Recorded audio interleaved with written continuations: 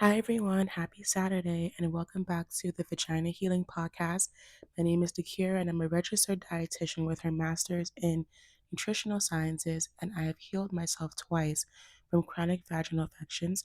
The first time I dealt with yeast infections that then lasted 2 years and turned into mycoplasma and ureaplasma, and I healed naturally with no medications while in a different country. By the way, I was in the Netherlands living there and a study abroad trip.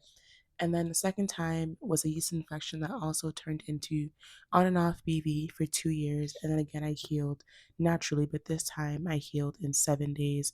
The first time was in 3 months. So the advice that I give you guys is accurate, is real, and can work for anyone, not just me. I'm not some special human being just because I'm a dietitian. I know nutrition. Anyone can heal their bodies from these recurring vaginal infections because the human body is designed to heal itself. It's not designed to be in a state of disease and chronic illness and dealing with conditions and being put on medications. And the reason why most medications keep women in a cycle of recurring vaginal infections is because these medications disrupt your microbiome, and medications oftentimes deplete minerals. When minerals are depleted, that's going to lead to a cascade of different conditions. And then when you get different conditions, you get put on more medications that then further deplete more minerals, more nutrients, more vitamins. Nutrients are considered vitamins and minerals, and you stay stuck in a cycle of chronic disease states and chronic vaginal infections. Today, as soon as I woke up, I don't know why, but I thought to myself, I want to make a post or some type of breakdown on how to heal BV. And then I was checking my TikTok and someone commented, and she was like, I've been dealing with BV for over a decade, and I would like some insight on it. And I was okay, that's definitely confirmation. So let me get my ass up and make this podcast episode. And to anyone who's been dealing with BV for that long, I'm extremely sorry, but now you're going to know exactly what to do as long as you follow my advice for 30 days and you block out all of the external noise, because we are designed to live a life with good health, with pleasure, and no one deserves to be dealing with chronic vaginal infections for that long. Once in a while, like if you get it one time, it's like a one time glitch in the matrix, sure, but like to have it all the time, consistently back to back, if anyone knows how that feels, it's me. So I hated that feeling, and I don't want any woman to be dealing with that without knowing what to do, because unfortunately doctors do not know how to heal chronic vaginal infections. Doctors are trained to diagnose and treat with medication. Western medicine doctors, Eastern medicine like Chinese medicine or Ayurvedic medicine, their approach is different. They're root cause healing. That's why I see a lot of people on TikTok going to traditional Chinese medicine doctors or Ayurvedic doctors because they identify the root cause and they heal. Western medicine is focused on diagnosing and treating with medications. And when you learn how to have a healthy, strong vaginal microbiome, even having a one time infection wouldn't even happen to you because it's basically impossible.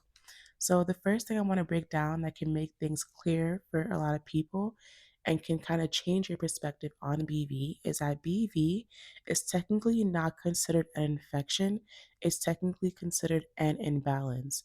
And when you can view it from that way, it makes it a lot easier to understand how to heal it, because when things are out of balance, in order to fix them, all you have to do is rebalance it. So BV happens because your vaginal microbiome was not strong enough, meaning that it was not predominantly dominated. It was not dominated by lactobacillus. Lactobacillus is a how do I word it? It's a beneficial bacteria that our vaginas need to thrive, because lactobacillus produces lactic acid, which keeps your vagina at a pH between 3.8 to 4.5. In this pH range, it is nearly impossible for any opportunistic microbes or foreign microbes to come into your vagina and to actually invade and duplicate. When I say opportunistic, I'm referring to bacteria that can live normally in your vaginal microbiome and not cause issues.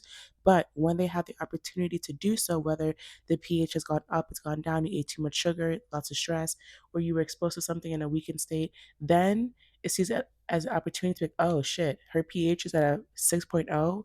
Let me turn this shit up. And then that's when you start to get the reoccurring vaginal symptoms. That's opportunistic. When I'm referring to foreign invaders, I'm referring to STDs like HPV, HIV, herpes, things like that. So when your vaginal microbiome is strong enough, it fights off these foreign invaders and these opportunistic um, bacteria or microbes. So in a case of BV, it is simply the fact that you had a vaginal microbiome that did not have enough lactobacilli. So something happened in which, like I said, it could have been poor hygiene, it could have been not optimal pH, it could have been diet, it could have been stress, it could have been alcohol, it could have been something. Because your vaginal microbiome was not strong enough, that trigger then allowed for the opportunistic bacteria to overgrow and then cause BV. So when you know that, automatically now we know in order to heal BV, we need to rebalance the vaginal microbiome and add in more lactobacilli. But it's not as easy as that for some people because sometimes, most times, BV is one of those conditions or imbalances where they form biofilms. Biofilms are basically a sticky shield around the bacteria that's formed to protect it so that nothing can penetrate and kill it, which is why you oftentimes deal with antibiotic resistance. And if you are someone who has dealt with BV for a long period of time, it is most likely a combination of the fact that one, your vaginal microbiome is weak, and then two, you have a biofilm. With those two things, it is nearly impossible to get rid of BV because the biofilm is protecting it from dying off, and your vagina does not have enough lactobacilli to even fight it off, even if it wanted to. So, what do? We break the biofilm and we strengthen your vaginal microbiome with the proper protocol. So, I'm going to give you guys a full breakdown of how to heal BV. I want you guys to do this every single day for 30 days. And I'm telling you guys, you're going to see relief. I was able to heal myself in 7 days. 30 days is more than enough time to heal yourself. Follow my advice exactly as is. If you have questions, you need to be in the microbiome makeover, which is my monthly membership on my Patreon as a 7 day free trial, and it's $50 a month. And we do daily Q&A in the chat, and then we have a weekly live video call Q&A on Fridays, usually around 6 p.m. Eastern time. But follow this protocol and you're going to heal your BV. And just so you guys know, this is just education. I'm not your dietitian. I'm also not your doctor. So before trying or doing anything, feel free to always speak with a doctor. And I do recommend doing that if you want to. But this is just me giving you guys a protocol that I would give a client. Few rules before this. Number one, you want to practice abstinence while healing because your vagina is already in a weakened state. So, reintroducing it to triggers can then cause you to stay stuck or can delay your healing. Number two, no alcohol. Alcohol should not be consumed in general, but it's normalized. And alcohol can further worsen the infection and inflammation and things like that. Let me see what else should be a requirement. No alcohol and abstinence while healing. Honestly, that's pretty good for now. Okay, so as I tell you guys, I follow a 3-step formula to help women heal. I combine nutrition with nervous system regulation and subconscious reprogramming. When it comes to nutrition, you want, first of all, as soon as waking up, you should be eating within the first hour of waking up. Because if you are going longer than an hour without eating, you are spiking your blood sugar and your cortisol levels. And this is when women deal with feeling fatigued in the middle of the day, that midday slump, that cortisol belly, feeling wired but tired. I do not believe in intermittent fasting for women because women have a 28-day cycle, men have a 24-hour cycle. So men's hormones are naturally more stable because every morning their testosterone is up. That's why they want to fuck in the morning. And then when they come home from work, they're tired and they recharge by watching TV, by vegging out, by playing video games, by going on their phone, because that's how they recharge their testosterone. And the next day they do it all over again. Women have a 28-day cycle. So we have our follicular phase, we have our ovulatory phase, our luteal phase, and our menstrual phase.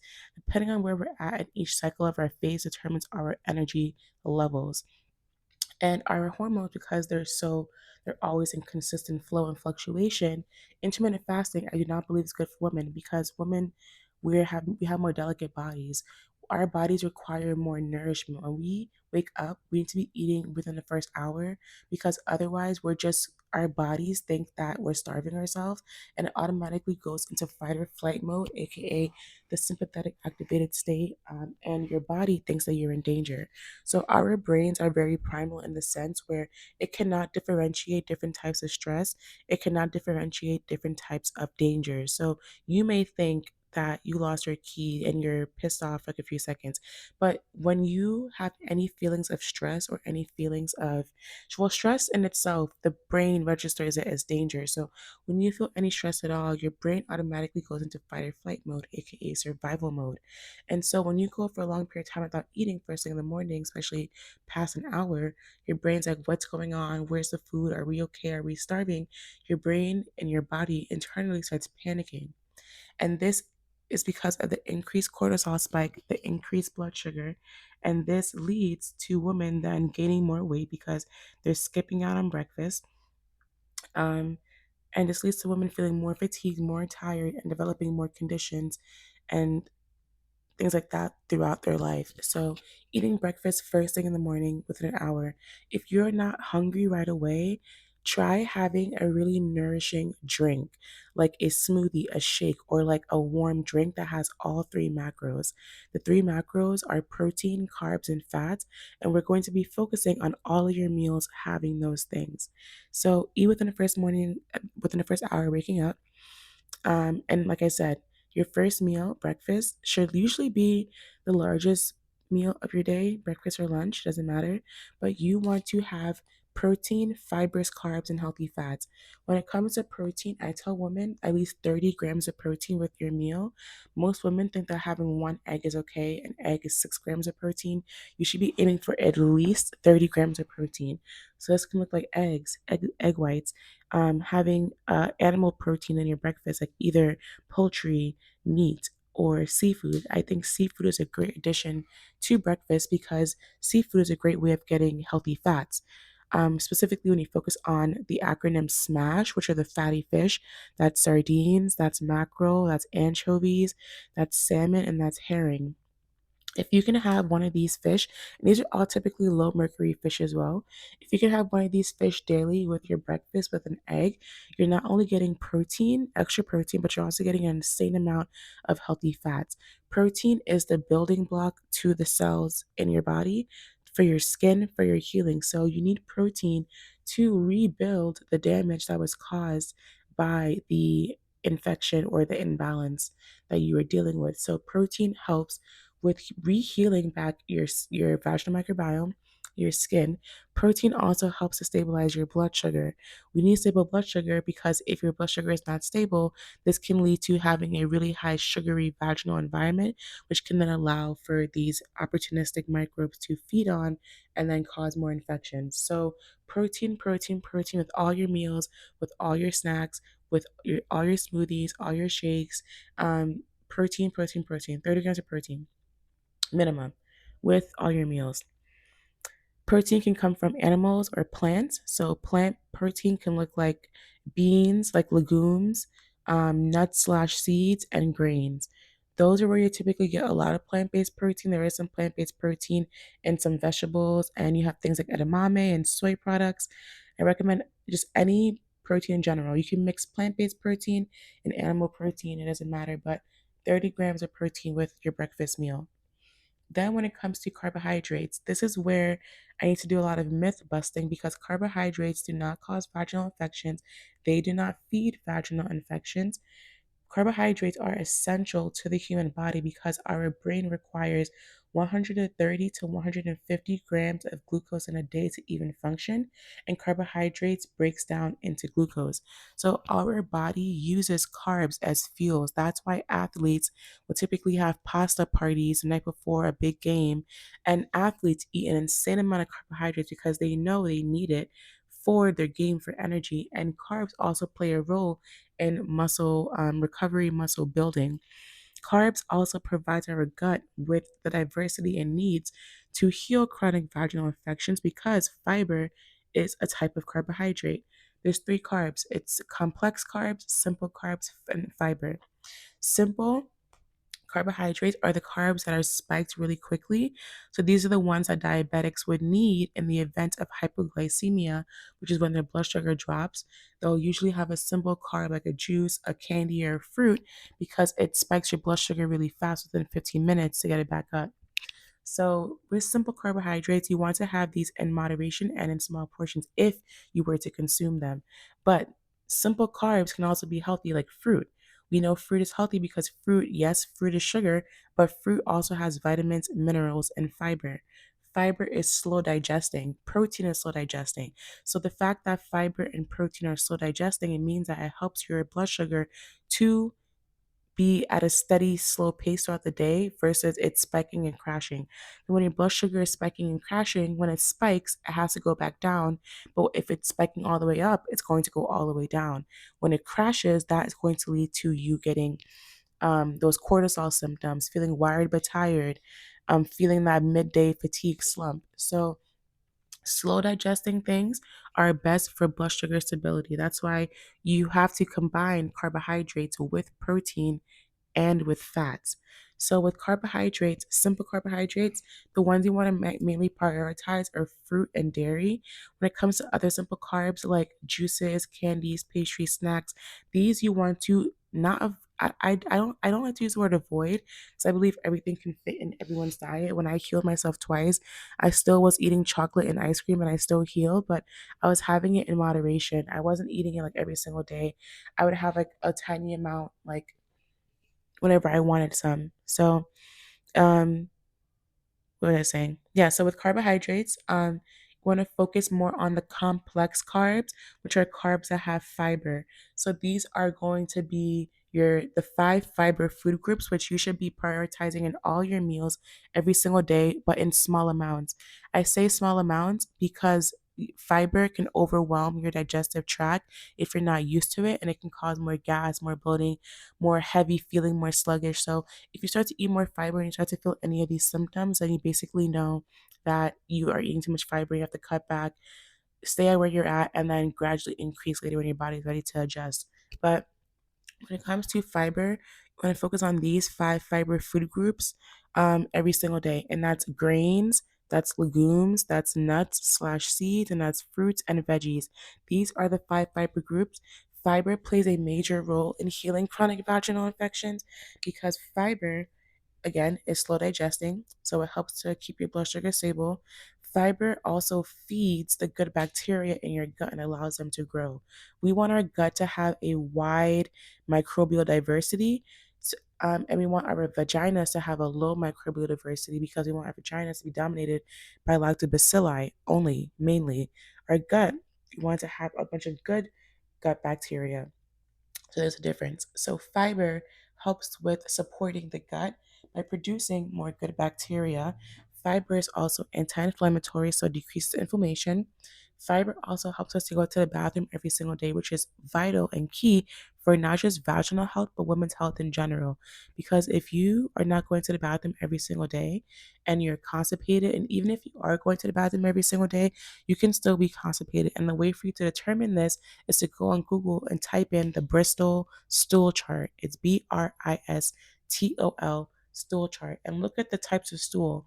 If you have a type 1 or type 2 stool, but you're going to the bathroom every single day, you're so constipated because your stool is supposed to look like a type 3 and a type 4. So you need to be ensuring that you go to the bathroom every single day because that's your body eliminating waste. When you hold on to excess waste in your gut, you are recirculating toxins, especially estrogen, back into your gut, back into your bloodstream, which then causes PMS symptoms, really heavy periods, really painful periods. It also causes you to stay in a second cycle of recurring vaginal infections because you're holding on to the same toxins that's causing your recurring vaginal infections in your gut. You need to be eliminating your waste every single day, not through laxatives, naturally. I have a full YouTube video. in my gut health playlist on how to heal constipation naturally using bitters and using fiber. Most people are not talking about bitters, but bitters is key to actually healing your slow digestive system. So that's in my gut health playlist on my YouTube channel. But fiber is really, really, really important. And you need to be going to the bathroom every single day. And most women, if they're not going to the bathroom every single day, they usually have skin conditions, eczema, psoriasis, rosacea, acne, hidradenitis. They usually have lots of gut health issues. They usually have lots of mental health issues because there's a gut brain axis the same way there's a gut vagina axis. So you need to be going to the bathroom every single day and incorporating these 5 fiber food groups in small amounts in each of your meals is a great way to do that. Grains, legumes, nuts/seeds, fruits, and veggies. Not just these 5 fiber food groups, but also different colors and different varieties of them, because the more colors from these 5 fiber food groups we have in our diet, and the more diversity we have from these 5 fiber food groups in our diet, the more diverse your gut microbiome, the more dominant, strong, and stable your vaginal microbiome, because the gut and the vagina are connected. So when I say diverse through colors and actual diversity, I'm referring to different colored fruits and vegetables. So let's say you were to buy grapes. I would buy green grapes, I would buy purple grapes, I would buy black grapes. If you were to do berries, all colored berries. If you wanted to do eggplant, white eggplant exists. There's also purple eggplant. Onions, you want to do white onions, purple onions. Potatoes, all types of different colored potatoes. And you also want to continuously introduce new fruits and vegetables into your diet on a regular basis. So try things that you haven't tried before. Whatever you like, continue with it. Whatever you don't like, you don't have to eat it. But continuously diverse your gut. If you are someone who's eating the same things every single day, chicken, broccoli, and rice, you're not diversifying your gut at all. You need to be adding in way more different things. Like even like the small things like herbs. The more herbs you have, the more diversity. The more garnishes you have, the more diversity. Scallions, shallots, leeks, garlic. Um, Onions, these things, like they may seem minor, but the more diversity you have of them in your diet, the better. So when it comes to fruits and vegetables, always choosing diversity by choosing different ones. And on top of that, choosing different colors of them. So tricolor tomatoes, different colored peppers. Just eat the fucking rainbow, literally. Eat as many colors as possible. When it comes to grains and legumes, having different grains in your diet, having different legumes, also having different colors of these things. So you can do black beans, you can do kidney beans, you can do white quinoa, you can do tricolored quinoa. There's many different ways to get diversity from these grains. When it comes to grains, people mainly only use white rice and brown rice. I encourage you to try different grains. You have purple rice, you have black rice, you have wild rice, you have also purple sweet potatoes. That's not a grain, but I'm just mentioning that. Um, but you also have pearled barley, you have millet, you have amaranth, you have farro, couscous. There's so many different grains. The more diversity you can have in your diet from these different grains, the better. Even if you're not familiar with these grains, start buying a different grain every single week and trying new recipes with them. Grains and legumes are versatile because they can be consumed sweet or savory. So you can do a hot grain cereal every single day. You can have grains with your lunch and dinner every single day. Just continuously keep diversifying your diet with these things. And again, when it comes to the 5 fiber food groups, I recommend having them in small amounts so that way you can fit more diversity, but still not have too much where it overwhelms your gut. So, grains, legumes. Legumes are beans, peas, lentils, chickpeas. The more of these in your diet, the better. The more colors, the better. The more diversity, the better. So, you can do a 10 bean mix. You can do red lentils, green lentils. You can do black beans, kidney beans, white beans, whatever. It doesn't matter. But the more of these in your diet, the better. When it comes to nuts and seeds, there's not that much of a variety when it comes to colors of different nuts and seeds, but just the diversity of nuts and seeds in your diet in general. So, chia seeds, flax seeds, hemp seeds, pumpkin seeds, um, almonds, pistachios, walnuts, cashews, pecans. Just continuously keep diversifying these things in your diet in small amounts. If you're able to diversify every single day, I would do that. If you are on a budget, choose a few things to use for the week and then change it out the next week. You can buy things in bulk, like buy bags of grains, bags of legumes, and keep them on stock so that every week you can try new things and continue to diversify your gut microbiome. The more diversity you have in your gut, the stronger your gut, the stronger your immune system, the less likely you are to get sick, the more likely you are to heal any chronic health condition and prevent cancers, things like that. And you can heal your chronic vaginal infections that way because the gut and the vagina exchange microbes all day long. So the more strong your gut, the more strong your vaginal microbiome. So continuously diversify your gut with these fibrous carbs, or AKA complex carbs. So prioritize these types of carbohydrates versus carbs that come from like white breads, white rice, white pasta, things like that. It's okay to have those things, but in moderation, and they're better consumed as a resistant starch. So I talk about resistant starches a lot um, on my TikTok channel because they're an easy way to eat starches and carbs that actually serve your microbiome and they don't spike your blood sugar. So resistant starches are a type of carbohydrate that resist digestion because they act like a fiber and they support gut health by feeding good bacteria, improving blood sugar control, and increasing fullness. So, resistant starches are naturally found in foods like legumes, whole grains, unripe bananas, and its content increases in cooked starchy foods like potatoes, rice, pasta, grains, legumes. When you cook potatoes, rice, pasta, grains, and legumes, and you cool them in the fridge overnight for 24 hours and eat them the next day, they go through a process called retrogradation, which then forms them into a resistant starch. And then when you eat them, these starches bypass digestion and go directly into your colon, meaning that they do not spike your blood sugar. They're directly acting as a prebiotic fiber that then feeds your good gut bacteria. And so when you make potato salad, when you make macaroni salad, when you make rice, potatoes, pasta, and you leave it in the fridge overnight and eat it the next day, these things are technically not spiking your blood sugar. Does that mean you should eat a large amount and still not eat any protein or fats? No. Still keep carbohydrates as the smallest portion on your plate and prioritize more protein and more fats.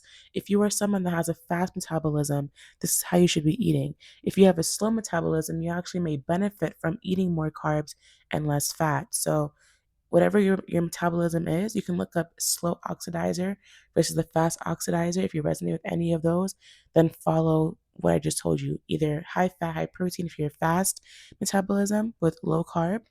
If you're slow metabolism, high protein, high carb, less fats.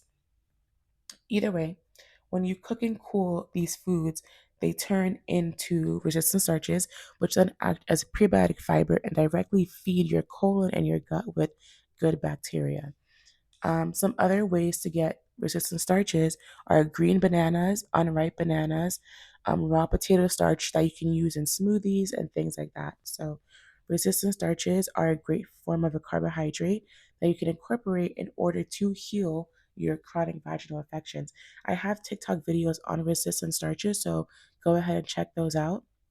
But basically, so far, we talked about protein, we talked about carbohydrates and prioritizing complex carbs, aka carbs that have fiber. Women should be getting around 25 grams of fiber in a day, but you need to slowly and gradually work your way up to that. So start off with 5 grams a day. When you're able to tolerate that, increase to 10 and then go on from there. But each of your meals should have a diverse amount of fibrous carbs, and it should be the smallest portion on your plate. And then you should have a larger portion of protein, aiming for around 30 grams of protein. I'm thinking if I'm forgetting anything else when it comes to carbs. I don't think so. But now when it comes to fats, fats are extremely important for women's health and for vaginal microbiome health, for skin health, for hair health, for nail health. Fat helps your vagina to stay elastic and to stay lubricated and to basically stay moisturized, like having a non ashy vagina. So, fats are really important, especially when you deal with vulvar conditions like lichen sclerosis, lichen planus. Fats help to repair your skin barrier, your skin microbiome. Fats are extremely important for inflammation. And so, healthy fats are an extreme important thing for the women's vaginal microbiome. When it comes to healthy fats, I say healthy fats, I'm referring to these um, these fats: smash fish, sardines, mackerel, anchovies, salmon, and herring. So fatty fish. Pasture-raised eggs have higher amounts of omega-3s. Grass-fed ghee, grass-fed butter. Grass-fed ghee and butter are saturated fats, but they have high amounts of retinol, vitamin A. That's important for skin healing. So grass-fed butter, like Kerrygold butter, grass-fed ghee, like the fourth, I think it's called Fourth and Heart, grass-fed ghee. These saturated fats are really high in fat soluble vitamins. My cat's trying to come into my room. But these fats are really, really, really important for skin health, for vaginal health. But those are more saturated fats. I'm going to explain how saturated fats are. My cat Spicy is saying hi to you guys. But when it comes to healthy fats, you have olive oil, extra virgin olive oil, you have avocado oil, you have nuts, you have seeds, you have the fatty fish, you have pasture raised eggs. When it comes to more saturated fats, grass fed ghee, grass fed butter. Saturated fats, we actually do need a small amount in our diets because saturated fats helps us to um, are the building blocks for our hormones and healthy cholesterol. So we need those saturated fats for hormone health. When you have a fast metabolism, you typically would need a large amount of fats, like saturated fats, the healthy kinds like grass-fed butter, grass-fed ghee, as well as the healthier fats such as the evo, the avocado oil, the nuts slash seeds, the fatty fish, the pasture-raised eggs. So all your meals should have these healthy fats in all of your meals.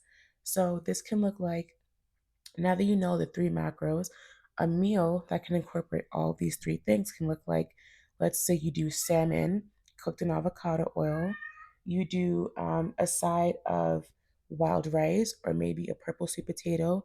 You add some healthy fats into that. So, like you cook your rice or your potato, whatever, with grass fed butter, grass fed ghee, you add avocado oil or olive oil, any of those. And then you also add a vegetable or a fruit. So I recommend adding a fruit or a vegetable to all your meals as your baseline. So that way you're knocking out two of the five fiber food groups, and then all you have to do is worry about adding the other three. So some meals can look like, let's say you do grass-fed steak. If you do any red meats, I do recommend that they are organic and grass-fed. For meats and for seafood, I recommend wild caught because oftentimes, if these things are not wild caught or they're not grass fed or organic, they typically have antibiotics and hormones added into them. And every time you eat them, you're basically having a small dose of antibiotics with each meal. We know antibiotics disrupts your gut microbiome, which then disrupts your vaginal microbiome. So, aiming for organic grass fed meats. But if you can't afford that, don't worry. My cat's being really annoying right now. Let me let her out again. So let's say you do grass fed steak. I would cook this grass fed steak in grass fed butter or grass fed ghee. I'd probably have some asparagus as a prebiotic fiber. And as a vegetable, I'd probably have a baked potato, a mashed potato, a sweet potato. And I would eat the skin on the potato because it's high in fiber. That's one example. But that's basically how you want to eat. And I also want to talk about the three P's that are also really important. That's prebiotics, that's probiotics, and that's postbiotics. So prebiotics are the food to probiotics. Probiotics are the good bacteria that our gut needs and our vagina needs. And then postbiotics are the byproducts of the probiotics. So I gave this analogy in the last episode, but imagine a probiotic as a fish. Imagine the prebiotic as fish food. So the probiotics eat prebiotics, the fish eat the fish food. Then the fish poops. That poop is the postbiotic. So when probiotics eat prebiotics, it releases a byproduct like poop, not literally like poop, but I'm just giving you as an analogy, called a postbiotic. These metabolites help also to populate your gut bacteria. They also support healthy colon, healthy gut lining. They reduce inflammation in the body, and they support overall good gut health, like short chain fatty acids. So, an easy way to incorporate prebiotics into your diet is to eat Any edible skin on a fruit or vegetable is most likely a prebiotic fiber. So, like pear skin, apple skin, kiwi skin, things like that, potato skin, eating these things. On top of that, what I find really helpful to have as a prebiotic source is to get fresh garlic, fresh onions, fresh shallots, fresh leeks, chop them up or put them in a food processor, keep them in a jar in your fridge, and add them to all of your meals because these four things are prebiotic fibers. So, let's say you're scrambling eggs, you can add a scoop of that into your eggs. Let's say you're making rice, you can add that into the rice. Let's say you're sauteing some chicken later, you can add that with the chicken and you would actually eat it. Most people, when they see these things in their plates, are not eating it. Eat the onions, eat the garlic, eat the shallots, eat the leeks. These are prebiotic fibers. So you have prebiotics. When it comes to probiotics, eat fermented foods. You can have 1 to 2 a day. This can look like kefir, yogurt, kimchi, sauerkraut, pickles. When you're doing kimchi, sauerkraut, pickles, miso, on the label, make sure that it says it has live active cultures. Some brands that have live active cultures are Cleveland's Kitchen or Bubby's. So look for ones that have live active cultures. Then, when you eat prebiotics and probiotics, you automatically will produce more postbiotics. So you don't eat postbiotics, but they come through your diet. So focus on those three pieces of your diet as well. Then, when it comes to hydration, you should be drinking half your body weight in fluid ounces a day. If you weigh 100 pounds, you should be drinking 50 fluid ounces in a day. Not just regular water, but water with minerals. Because if you're drinking water with no minerals, you're basically just peeing it out and it's not hydrating your body at all. Your water should have minerals, either electrolytes. I'm not referring to Gatorade, I'm not referring to liquid IV. I'm referring to electrolytes with no added sugar. So you can get electrolyte drops that have no added sugar, like trace minerals or concentrate, same brand. Or you can just simply get Celtic salt or Redmond's red salt and add a citrus fruit into your water. So every single day in my water, I add a pinch of Celtic salt and I squeeze lime juice, half a lime, into my water. I've also been adding cream of tartar because that adds potassium. So you can make your own mineral mocktail that way. You don't have to buy mineral drops if you don't want to, but that's basically what I would do. And you don't have to use limes. It can be any citrus fruit. It can be lemon. It can be grapefruit. Squeeze that into your water. Add a pinch of Celtic salt, and that should be your hydration. You should be drinking half of your body weight in fluid ounces. And it doesn't have to just come from mineral water. It can also come from decaf herbal teas that support vaginal health, like raspberry leaf raspberry leaf tea, dandelion, burdock root, yellow dock. You also have green tea, black tea. So this can be decaf tea, herbal teas. This can be the mineral water. This can also be smoothies and shakes because fruits and vegetables are predominantly water, so that can count towards your hydration. But prioritize mainly mineral water, and everything else can just be in addition to your hydration. Coconut water with no added sugar is a natural Gatorade. It's naturally high in electrolytes. So you can do coconut water with no added sugar. You can do the mineral water. You can do bone broth. Bone broth is really important for vaginal health because it's high in collagen, it's high in protein, it's high in glutamine, it's high in amino acids. So it's really, really great. It also counts towards hydration. So you have bone broth, you have mineral water, you have smoothies, you also have decaf herbal teas. Milk can also count towards hydration as well, and water rich fruits and vegetables. So your juicy fruits, your grapefruit, your grapes, your strawberries, your juicy vegetables like watercress, celery, things like that, broccoli. This is how you increase your hydration. Now, that's basically when it comes to nutrition. If you need more guidance, you can join the Vaj Reset program. You can book a one-to-one call with me, or you can join the microbiome makeover because nutrition is very individualized. This is just general education. This is not individualized education. So keep that in mind. So we have nutrition. Now, the next step is nervous system regulation. Your nervous system plays a really big role in your health because we all know stress is the number one cause of diseases because stress leads to low grade inflammation over time because it leads to chronically spiked cortisol levels. Cortisol is a hormone that our body actually needs because cortisol is the reason why we wake up in the morning. Cortisol tells our body to wake up. So when we wake up, our bodies are naturally high in cortisol. So that's why when you wake up, if you go for a long period of time without eating, that cortisol stays high, which then leads to crash blood sugar, crash cortisol, all those things. But nervous system regulation. Our nervous system plays a really big role in our hormones. When we are chronically stressed, our body shuts down what it deems as all essential processes. This is why when you're stressed, you typically will have digestive issues, vaginal issues, skin issues, because your body does not deem these things as important. It deems your heart and your brain is important. So it's going to direct all the blood flow to the essential organs. So your vagina is not considered essential. Therefore, you're going to have decreased blood flow to the vagina if you are chronically stressed. This is going to lead to changes in your pH. Stress directly changes your vaginal pH. And when I say stress, remember I told you guys, your body does not differentiate between different types of stress. You may be stressed over losing a pen. You may be stressed over a divorce. Your body registers those two stresses as the same kind of stress. So, stress, no matter what kind of stress, is stress. And that's going to keep your cortisol levels chronically high. It's going to keep your blood sugar high because your cortisol levels and your blood sugar are directly linked. When cortisol is high, your blood sugar is high, and vice versa. Cortisol also depletes your minerals. Your minerals are the foundation of your hormonal health. So when your minerals are out of whack and your minerals, if you have a fast metabolism or a slow metabolism, your minerals are not balanced. So we know that in society it's been deemed good to have a fast metabolism, but fast metabolism means that you're burning through all your minerals really fast, which is why women will have really fast periods, really heavy periods, painful periods. You'll have like fast diarrhea, you have oily skin, you'll be more agitated, you have a more type A personality when you have a fast metabolism. You typically deal with more anxiety. So this goes really deep.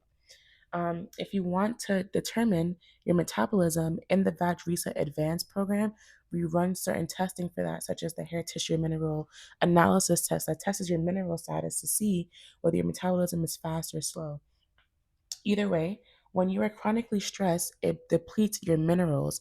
Your minerals are like iron, um, magnesium, zinc, calcium, things like that. When these minerals are depleted, this is what leads to diseases. This is what leads to PCOS, endometriosis. This is what leads to vaginal infections. Any disease state usually is a mineral imbalance that has been caused by stress because stress depletes your minerals. What also depletes your minerals is medications. That's why a lot of people are stuck on medications because they have a condition that didn't even need medication to begin with, like high blood pressure or the diabetes.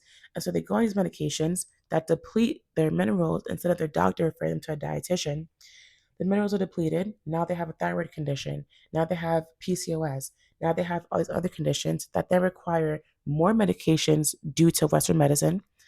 Then those continuously put you on more medication because then they're continuously depleting your minerals. So minerals are extremely important, and stress depletes your minerals, especially when you are a fast oxidizer or if a fast metabolism. Your minerals are burning out really, really, really fast. So stress is really important in terms of stress management. So you have to start becoming a non-reactive person. You have to learn how to manage your stress. I understand that people are in circumstances where stress is a byproduct because maybe there's financial stress, maybe there's relationship stress, maybe there's just life stress in general, but you have to learn how to manage your stress through nervous system regulation. You have meditation. Meditation slows down your brain waves and that can help to put you in a calm state. On my YouTube channel, I have vaginal healing meditations. Doing that every single day should be a part of your stress management routine. So you know what to do for nutrition. Now, for nervous system regulation, you're going to do these things. You're going to meditate every single day, either first thing in the morning, last thing at night, or both times. Do one of my vaginal healing meditations. Whichever one resonates with you that day is what I would do. You're going to meditate. You also need to practice breath work. Do EFT tapping. Any of those can help you, but on my channel, I have the meditation. So start off with meditations. Do it once in the morning, once at night. Throughout the day, practice breath work. If you like EFT tapping, do that. If you like to walk, do yoga. Do whatever helps you to manage your stress, but do not allow yourself to stay in a stress state because it's going to lead to a domino effect of disrupting your whole entire body and keeping you stuck in recurring vaginal infections. Learn how to regulate your nervous system. Learn how to practice neutrality. Learn how to be non reactive, because otherwise, you're going to continuously keep yourself stuck in recurring vaginal infections. If you are a person who is staticky, you like to argue, you like to fight, you like to confront people, you like to do all these things, put your ego to the side for 30 days and practice a state of peace, calm, non reactivity, neutrality, and learn how to live a peaceful, stress free life. Meditation is an easy way to get you there. Like I said, I have those on my channel. Other techniques I already talked to you guys about: EFT tapping, breath work, walking, yoga, grounding yourself, Tai Chi, whatever it takes to regulate your nervous system, do it on a daily basis. Whenever you feel yourself getting worked up, do something to ground yourself and to bring you back down. I have a full YouTube video on nervous system regulation, because what's really important is that people, women who deal with chronic vaginal infections, oftentimes their nervous system is so dysregulated because of the vaginal infections. They see a symptom, they're freaking out. They feel a symptom, they're freaking out. They're constantly ruminating and thinking about the symptoms, therefore has no choice but to stay in their reality. You have to look at your symptoms and feel your symptoms and practice neutrality, non-reactivity. See your symptoms and have no reaction. Do not panic. Feel it and do not react, because when you show your body that it's not something that's supposed to be stressed over and that it's nothing, your body stops with the vaginal infections. Nervous system regulation stops your vaginal infection because it brings your body back into a calm state. Your body can only heal in a calm parasympathetic state, which is why your body heals when you're sleeping, when you're napping, when you're resting. Calm the fuck down. I just got a call. Put my phone down disturb. But you need to calm your nervous system. You need to calm yourself down. Don't let yourself be stressed. When you see your symptoms, tell yourself, this is because my body is healing. Have no other mental story in your head except for the fact that your body is healing. You see discharge? Oh, my body is healing. You're itching? Oh, my body is healing. You're burning? Oh, my body is healing. Flip it in your favor to calm your nervous system down. Because whenever you see your symptoms or you feel it and you freak out and you panic and you stress out, this spikes your cortisol and keeps you stuck in that cycle.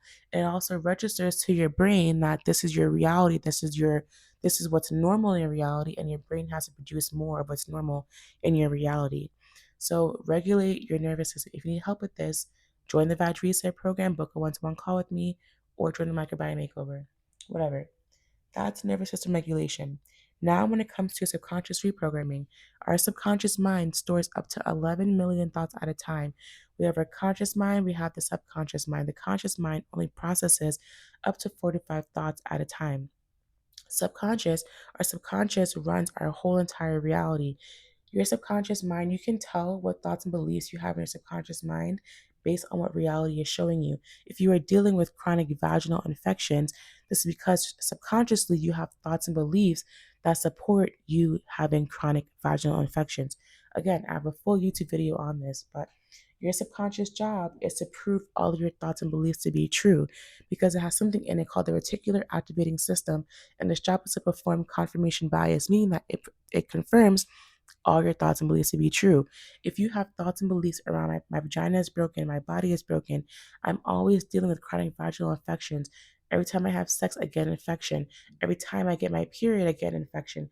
Every time I wear this pad, or I eat this, or I do that, I get an infection, or I'm just a person that has chronic vaginal infection. This is my life, this is my reality. Whatever beliefs and thoughts you have around your body and your health is what's showing in your reality, because your subconscious mind's job is to prove all of your thoughts and beliefs to be true. This is why in my programs, in my products, in my services, we focus on subconscious reprogramming. So this looks like overriding and deleting and rewiring those subconscious thoughts that are keeping you stuck in a cycle of chronic vaginal infections through tools like subliminals, affirmations. Meditation also counts as well. Following a mental diet, sleep tapes. This rewires your subconscious mind to believe that you are healed. And if it believes that you are healed in your reality, it has to prove to you that you are healed by then intuitively leading you to do things that heal you, or it also tells your organs to function the way that it's supposed to heal your body. So your subconscious mind heals your body simply by commanding your organs as to what to do. And we do this through reprogramming the subconscious mind using these tools to override those old thoughts and beliefs, to form new thoughts and beliefs that support your healing. So, what you're going to do to reprogram your subconscious mind is listen to my vaginal healing subliminals. I have a playlist for my vag healing subliminals. Every single day, you're going to listen to any of them 3 times a day. You have to reprogram your mind to believe that this is your reality. Whichever one you resonate with that day, listen to it. But the one that you should be listening to every day is the vag, is the first one in the playlist, the vag pH, the vag balancing one. Now, I want to listen to it every single day, 3 times a day. You can listen to it more than 3 times a day, and then choose any of the other ones in the playlist to listen to on a repeat all day long. Leaves, give yourself breaks in between. So let's say if you listen to it for like 5 hours, then give yourself like a 5 hour break, because your brain needs space to integrate all those new affirmations. If you were pumping it with affirmations all day long, all night long, it has no space to integrate it. Think of a sponge. When you squeeze a sponge under water, it won't absorb anything. When you release it, it absorbs all the water. Same thing with your brain. Saturate your brain with the subliminals, but then lean back, give it space to integrate it. So saturate your mind with the subliminals 3 times a day or more than that. You can also do it in the morning, at nighttime, it doesn't matter. Saturate your mind with the subliminals. You also want to use my sleep tape, the 8 hour sleep tape. When you're sleeping, your subconscious mind is wide open and your conscious mind is off. This releases resistance. And so, listening to my sleep tape at nighttime, either with or without headphones, you could order sleep headphones. It's reprogramming your brain as you're sleeping to heal your vagina. So, you don't have to have it on a high volume, keep it on a low volume. And I have 2 sleep tapes, I believe, yeah, on my channel.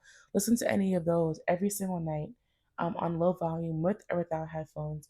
But you have the sleep tapes that's going to reprogram your subconscious mind. You have the subliminals that's going to reprogram your subconscious mind. You can also use robotic affirmations, which is basically you repeating an affirmation in your mind or out loud all day long to saturate your mind with this new belief that you are healed. So, one perfect affirmation is, my vagina is perfectly healthy. You are going to robotically affirm this affirmation all day long in your head or out loud. And so this is going to help drown out any negative thoughts and beliefs. It's going to help drown out your subconscious thoughts that are making you stay stuck in a cycle of recurring vaginal infections. It's going to train your brain and your body to believe that your vagina is healed, which you'll then see in your reality. So when you wake up, you meditate. After meditation, listen to the subliminal. As you're listening to the subliminal, you don't have to listen to the subliminal and sit still. The subliminal is like music. You can go brush your teeth. You can go on a walk. You can go do your work. You can do whatever you want with the subliminals in your head, in your headphones, but listen to it on low volume so that's not distracting your day-to-day routine. It can be on the lowest volume possible and it'll still work. As I'm recording this episode right now, I have subliminals in my head, in my ears. So listen to subliminals all throughout the day and then robotically affirm, my vagina is perfectly healthy. My vagina is perfectly healthy. My vagina is perfectly healthy. Do this as you're brushing your teeth, as you're walking, as you're cooking, as you're eating, all day long.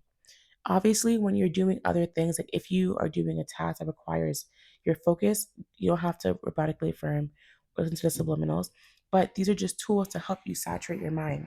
So, subliminals, the robotic affirmations, the meditations, in between you doing these things, you want to follow a strict mental diet. A mental diet is a diet in which you are mentally not entertaining the old story of having vaginal infections. So let's say you're doing this routine. And in between your breakfast and your lunch, you take a break from doing anything. You go back to your old thinking, oh my God, I'm feeling a burning, I'm feeling this, I'm feeling that. Oh my God, I might get an infection today. You have to stop yourself in those moments of doubts and worry and start overriding them with your robotic affirmations. Whenever you see any symptoms, whenever you feel any symptoms, whenever you think about any symptoms, and you start to panic, regulate your nervous system and start robotically affirming. Because when you robotically affirm, you're overriding those old thoughts and beliefs. And that's going to reprogram your mind over time to heal your chronic vaginal infections. So that's basically what subconscious reprogramming is. So now I'm going to conclude everything for you guys so you know what to do. Nutrition: protein, fibers, carbs, healthy fats. Eating 2 to 3 meals a day, every 3 to 4 hours. And also, if you are a 2 meal a day person, you can have snacks, but just don't go longer than 3 to 4 hours without eating in between. That's nutrition. Hydrating as well. Make sure your hydration is optimal. Nervous system regulation. That's daily meditation. And you can also do breath work, EFT tapping, walking, whatever you want. That's you doing my vaginal healing meditation first thing in the morning, first thing at night. When it comes to subconscious reprogramming, subliminals 3 times a day. Robotically affirming all throughout the day. When you feel symptoms, when you hear symptoms, when you think of symptoms, robotic affirm. My vagina is perfectly healthy. Period. That's it. Do this routine every single day for 30 days, and I'm telling you, you're going to see major shifts in your vagina. Now, how do you know that it's working? Sometimes for some people, the symptoms may get worse before it gets better. Most of my clients, that's usually what happens. For me, that didn't happen. But you might notice more symptoms, but it means that your body is healing. Your body is clearing out. It's clearing out old toxins, old debris. So, again, this doesn't happen to everybody, but it can happen. You may start to notice more discharge coming out because your body is cleaning, it's clearing it out. So, this happened to me and it's happened to my clients in their healing. Discharge, like clumps of discharges falling out in the toilet because it was the body purging out this old bacteria, these old things that was being held up in there that's preventing your healing. You may notice what's called the hyxerma reaction, which is basically die-off symptoms. You may feel really sick because your body is basically clearing out these toxins. So you may feel sick, you may feel and have excess symptoms. You may have just weird symptoms, but just know that your body is healing. No matter what, keep your awareness on the fact that your body is healed, no matter what.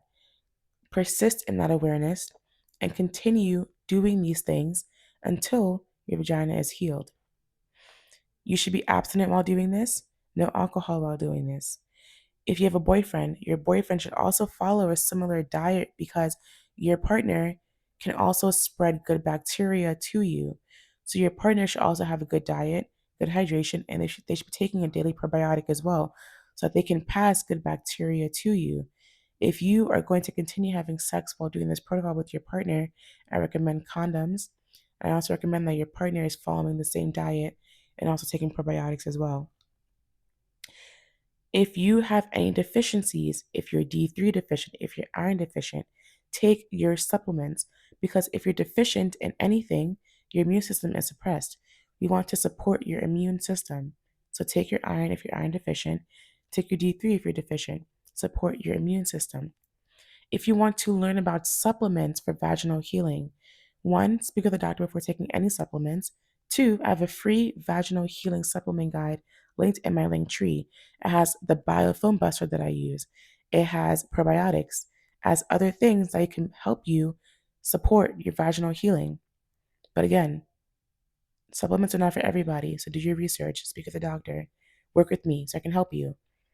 Either way, this is how you heal BV because you're healing the imbalance by repopulating with more lactobacilli.